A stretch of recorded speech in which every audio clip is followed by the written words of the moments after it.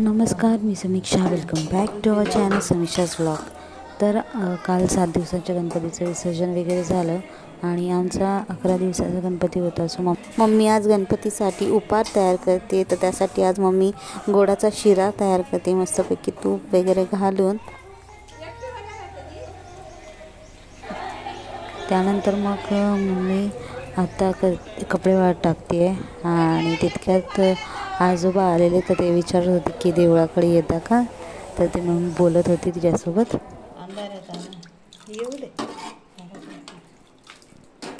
मम्मीने केली आहे डाळ. डबे बघा कसे लावलेत एकदम व्यवस्थित. आणि इकडे सगळे आमची भांडी आहेत.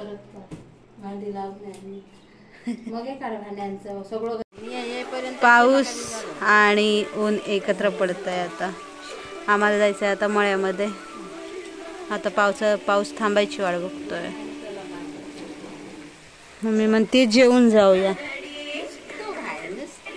देवाला नैवेद्य वगैरे दाखवून मग मम्मी इथे जराशी शिवार्थसोबत खेळत होती. त्यानंतर देवाचा आशीर्वाद वगैरे घेऊन आम्ही मग निघालो आता मळ्याकडे जायला. तर जाता जाता इथे रेडे आलेले, तर त्यांना पहिलं जायला दिलं. त्यानंतर मग आता आम्ही निघालो आहे. रांगा दिसतो हा ना, रांगा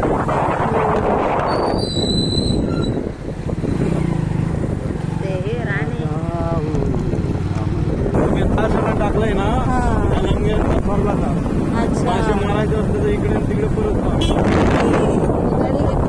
आज होता शनिवार. सो शनिवारी असतो कोलंबीचा बाजार.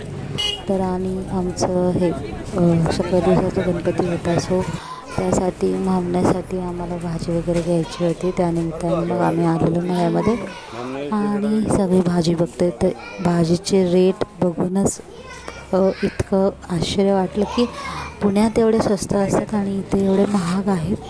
सो दुप्पट रेटने इथे भाज्या होत्या. त्यानंतर मग भाज्या वगैरे घेऊन आता आम्ही आलो आहे किराणा माल घ्यायला.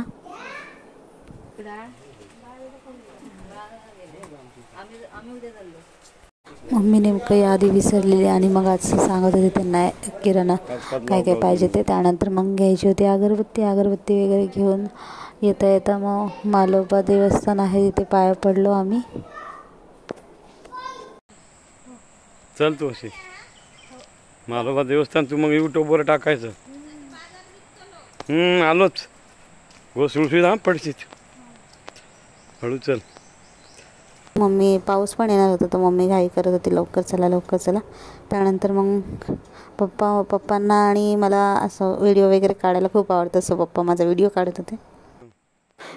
मालोबाचं देवस्थान आहे, खूप जागृत देवस्थान आहे. त्यानंतर इथं आल्यावर तुम्हाला एकदम शांततामय वातावरण दिसेल.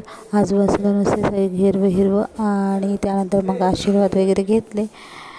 खूप वेळा मी इथून जायचे पण तेव्हा आम्ही बसने जायचो. मग मला वाटायचं की मला पाया पडायचे पण कोणाची गाडी नव्हती. तर मग आता आमची स्वतःची गाडी आली. त्यानंतर मग पप्पा आणि मग मी आता जाता म्हटलं की दर्शन घ्यावं. आणि इकडून कुठं वाट जाते ही काय गेली ती बाहेर पडली तिथं ना. हे जी दिसतात ती समोरचीच. मामण्याचं सामान वगैरे घेऊन झालं. आता आम्ही पोचलो घरी. तर भेटूया पुन्हा उद्या. Till then bye bye.